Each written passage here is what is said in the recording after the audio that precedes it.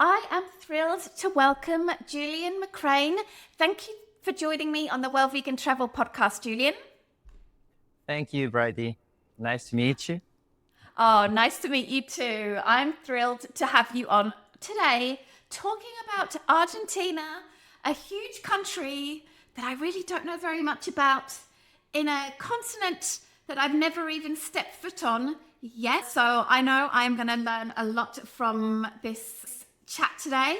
And I am sure you are going to inspire many of our listeners to want to visit Argentina as well. Julian, would you mind telling us a little bit, please, about your vegan story and how that has connected with your job, which is in travel, actually? Yes, indeed. Actually, I became first vegetarian in 2011, actually because of the animal. But at that time, we didn't have Instagram or widespread information. I didn't know what veganism was. I guess I was doing the right thing at the moment. And then with my fiancée, Sophia, she was vegetarian too. In 2018, 7 years ago, so far, we decided together to make the next step because we weren't pushing enough to help the animals, I think. And we decided to become vegan. So at that moment, I was working at the same place I'm working right now, which is a travel agency in Buenos Aires, the capital of Argentina, selling trips to French-speaking clients. For example, from France, Belgium, some Canadians, but it's not the majority. Since that moment, I think both of us became more related to animal rights. It wasn't also only because of the food, or it was more widespread approach to animal rights. In the pandemic, we joined an activism group that was non-violent. It was mostly talking to people on parks, educating, showing not the awful things that many activists show on Instagram, like the slaughterhouse videos or footage. Instead, it was like promoting that every animal has fundamental rights. We had nice conversations. I got a lot of education, I guess. I put that knowledge into my work. Sadly, Argentina is very well known for its meat. Patagonia, it's also well known for horse riding. I have the freedom to tell my clients, I don't sell this kind of activity. If you want that, you can go somewhere else. So, I see. yeah. So you're like a travel advisor. So you work for a travel company for people who want to come to Argentina, and you create itineraries and services for them. Is that correct? Exactly. This is what I love about working with tour operators or tour companies like yours that are able to create things that align with vegan values or whatever the values are of the people that want to go, and really customize things for them. So tell me again the name of your travel agency. That'll be a little bit complicated. I'll start with my employer. It's called Amahuaca. It's very difficult, even for us in Spanish, because it's not so common, the name, Amahuaca. But the client I work for, it's called By Native, which is located in Paris, in France. So, yeah, it's the two names that where you can find it. But recently, with my boss and another colleague, we are developing another brand, which is called Mauna. The original idea is to sell vegan trips through this new brand. But I guess it'll take time. So meanwhile, I can put this to work through Amahuaca, the other by Native. So the important thing is to promote Argentina as a vegan destination and help the clients that want to come here.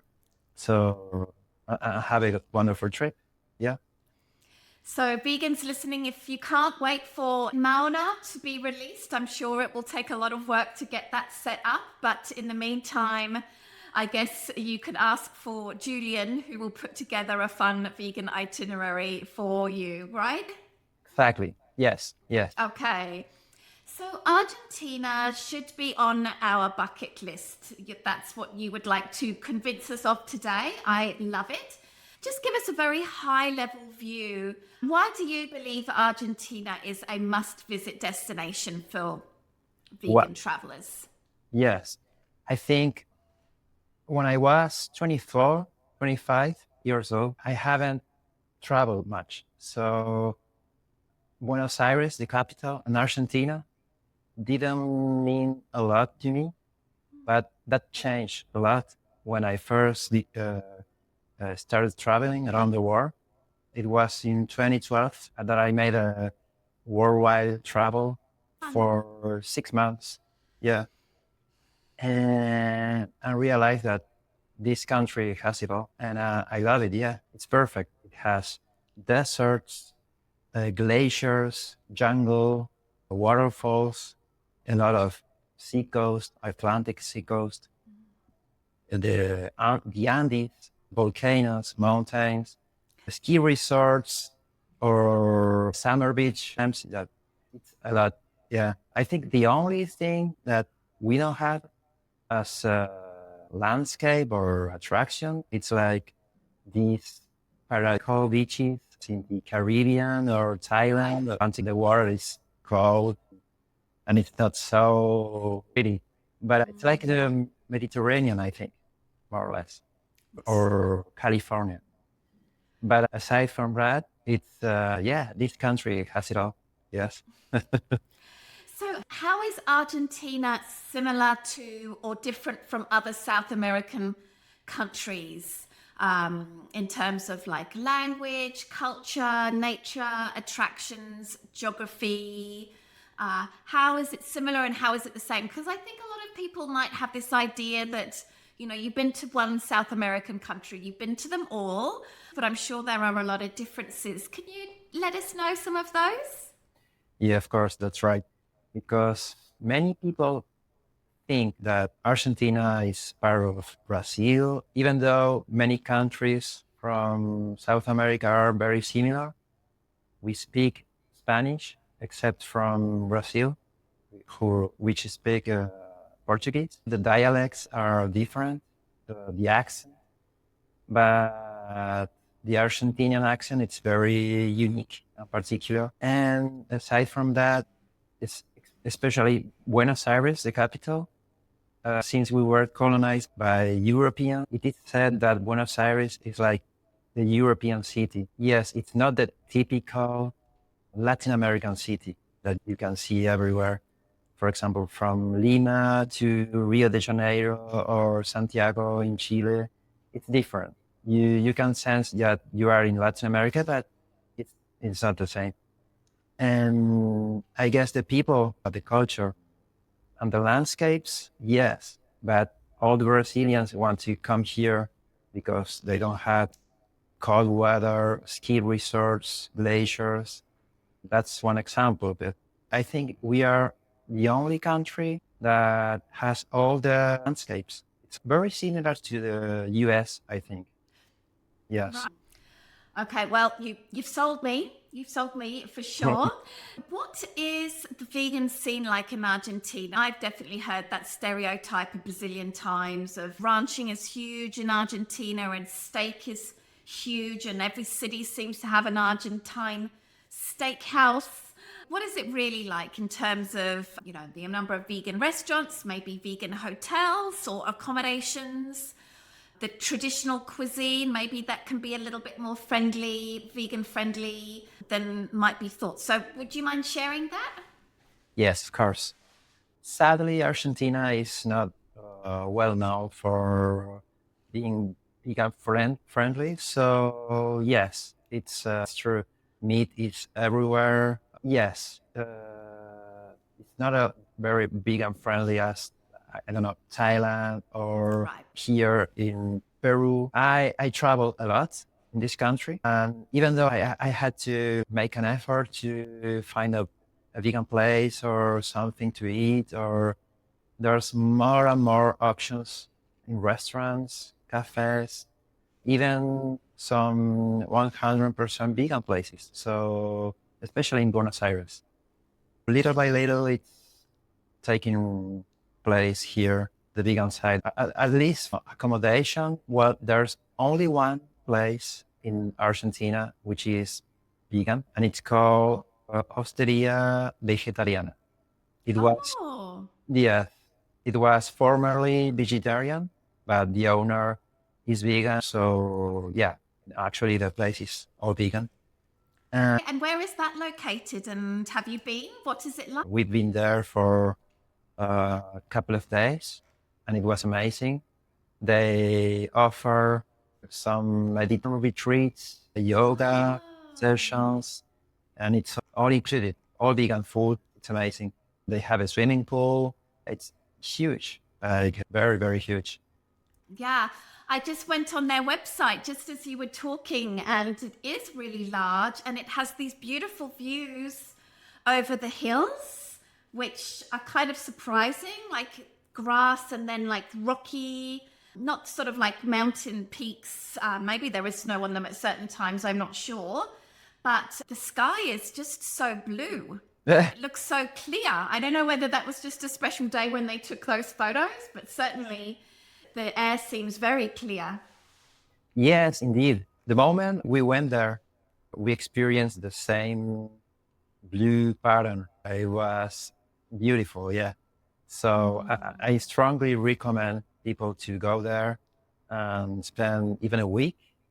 It's, yeah, it's wonderful. Yeah, oh, lovely. I love a good vegan hotel for sure. So that is very interesting. But we don't just go to Argentina for one hotel, there's so many other things to see and do. What are some destinations in Argentina that you really think should be on everyone's list of places to go? And then maybe we'll go to your like hidden gem personal recommendations. So, can you talk to those must sees in Argentina? Of course. Well, there are three. The most important ones are El Calafate, which is in Patagonia. And there you can see the glaciers, especially the one called Perito Moreno. And it's the only glacier which is not receding. It's actually growing. So El Calafate is a town? Yes, yes, it's a town. Oh, Yes, okay. yes, it's a town. It's on the south, near the Andes. Yes. Oh, okay. And it has a glacier like in the town, or you can visit the glacier from the town? Yes. The glacier is located like 1 hour and a half by car. It's in the national park, and the town is in front of a lake, massive lake, where the glacier is located. So, yeah, we could say it's near, the town is near the glacier. Yes.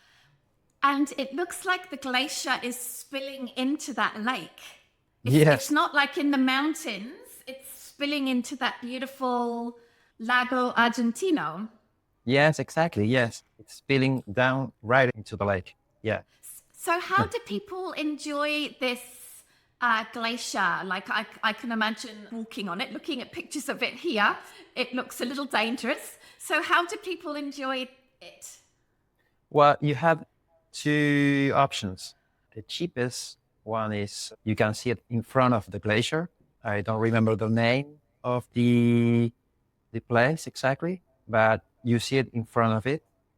And the other way, which is more expensive, you can walk on the glacier, but you have to be less than 65 years old.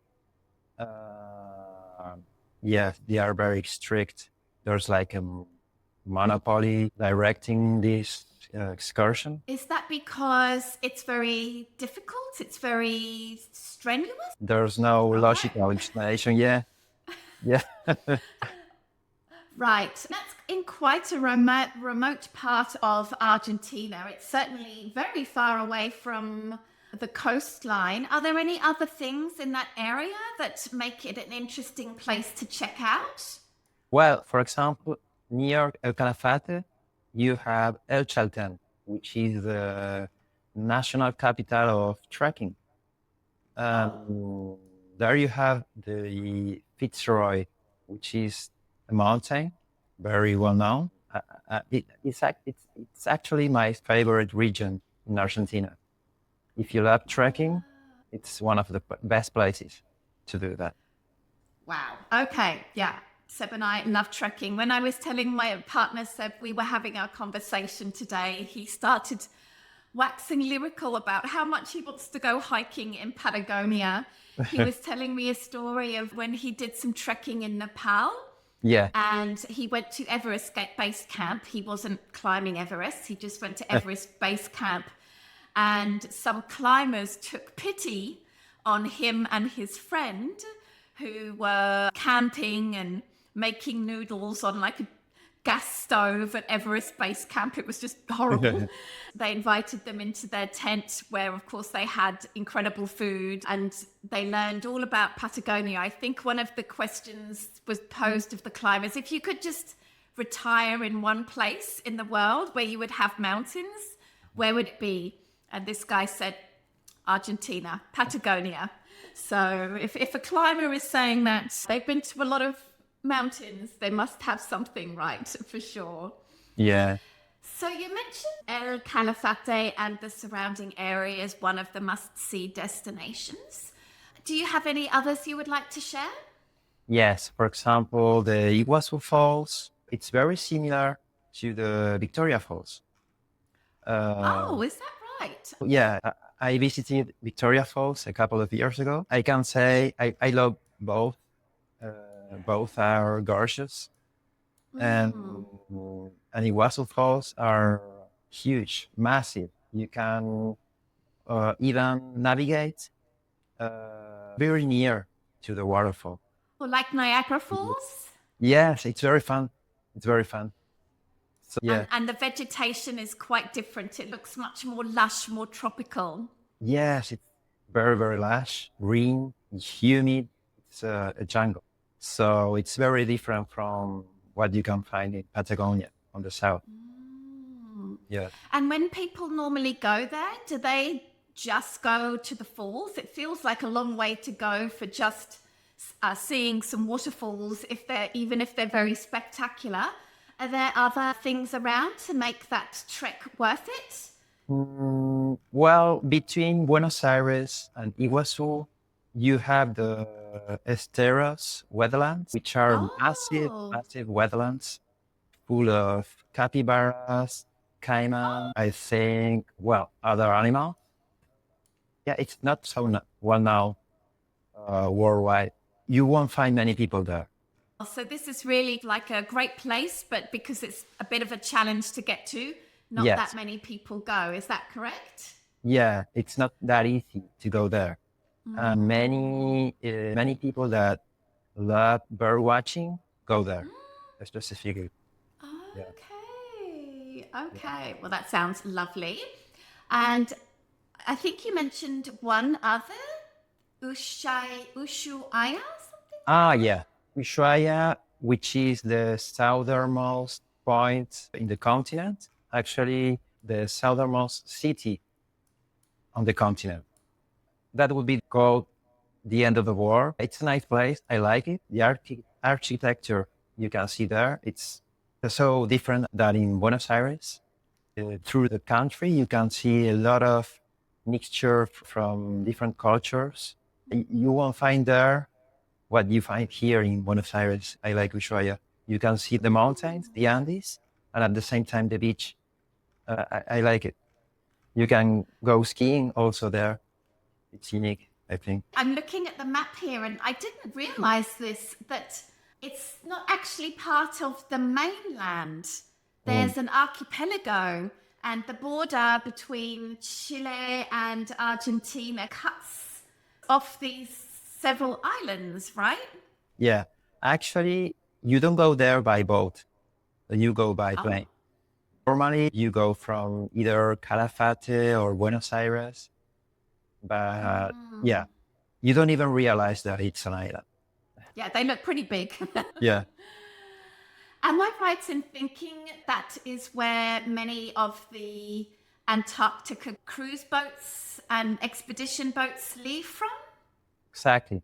There's another cruise called Australis, um, which goes through the Cape Horn Passage and goes to Chile. It's very expensive.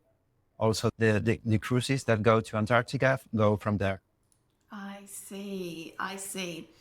Something I'm curious about, like we've talked a lot about natural landscapes and scenery, things like that. What about some cultural activities that people might like to participate in?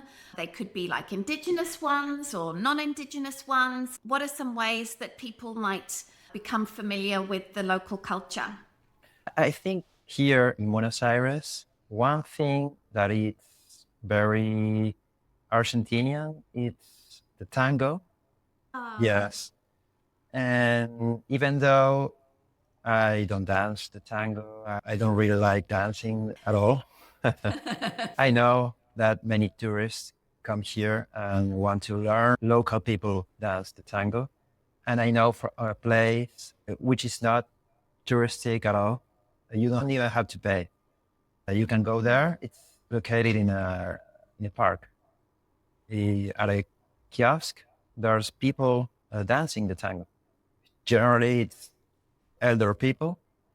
There are many tourists that go there, and sometimes they even learn to dance a little bit, and they give a tip, and it's original, I think.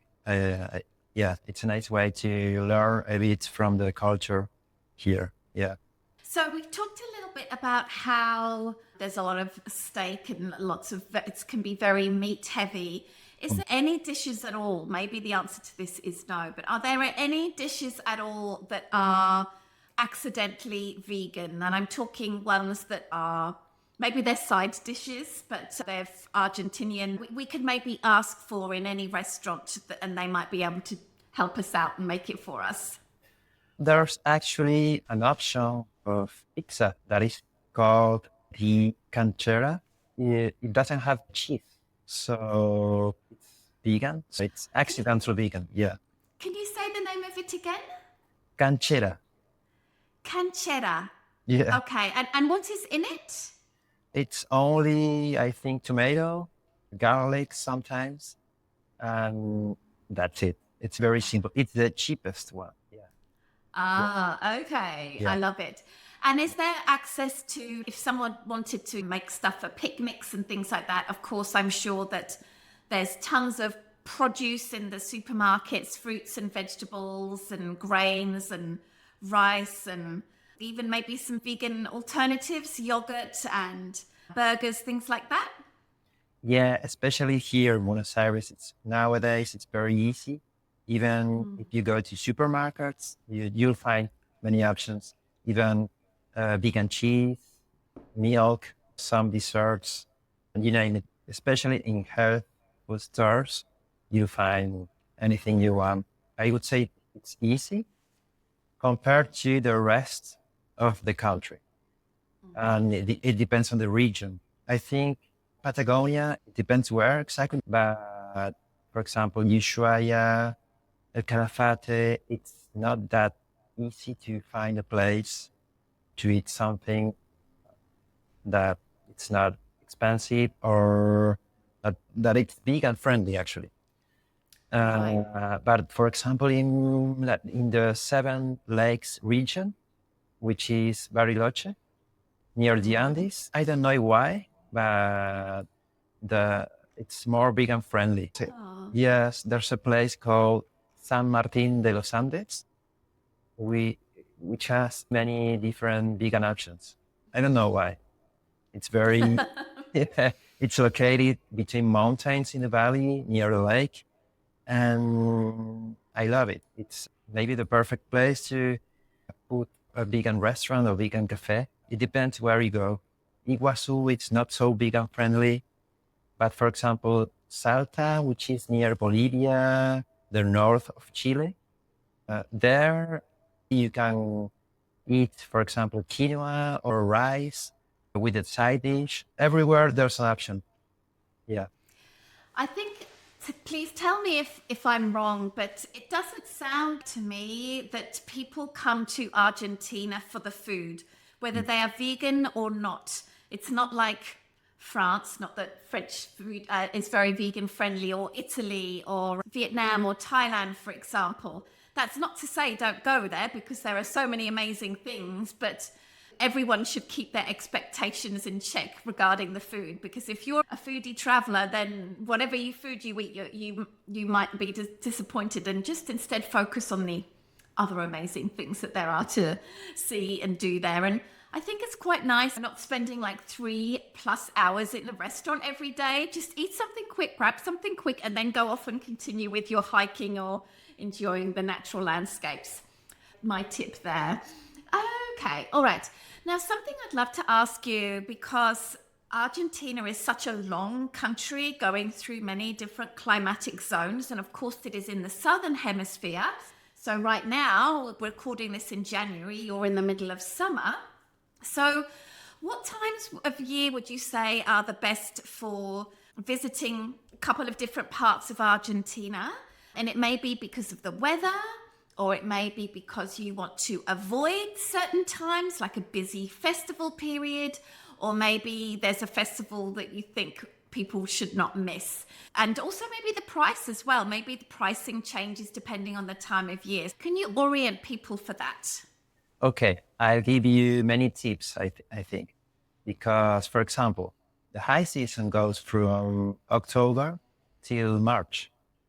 Wow, it's a long season. Yeah, it is our spring, summer. So yes, it's the busiest and it's more expensive season.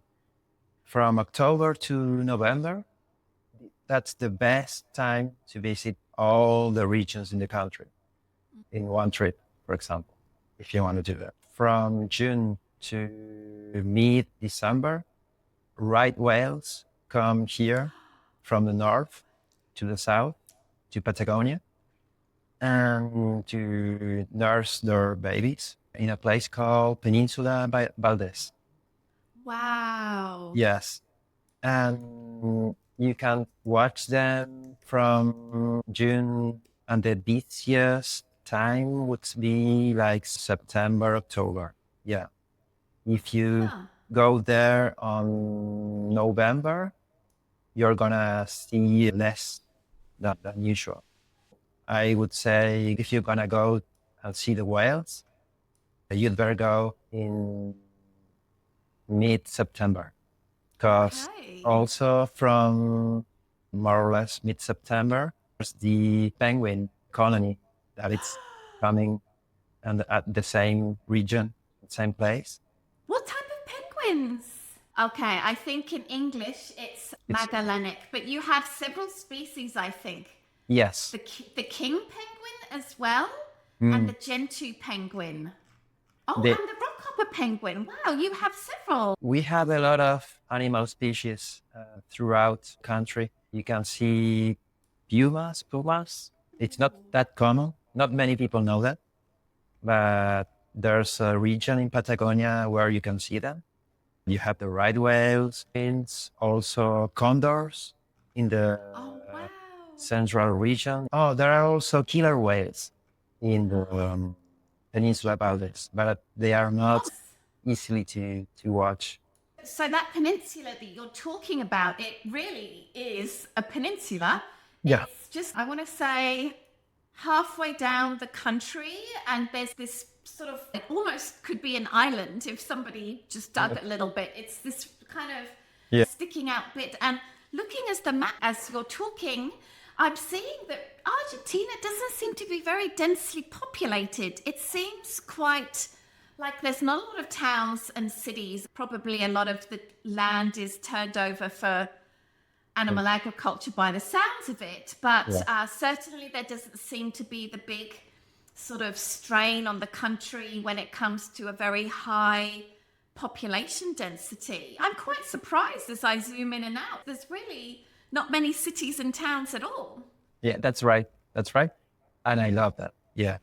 Because I live in Buenos Aires. I love going, for example, to the south and not seeing anyone in the Patagonian steppe.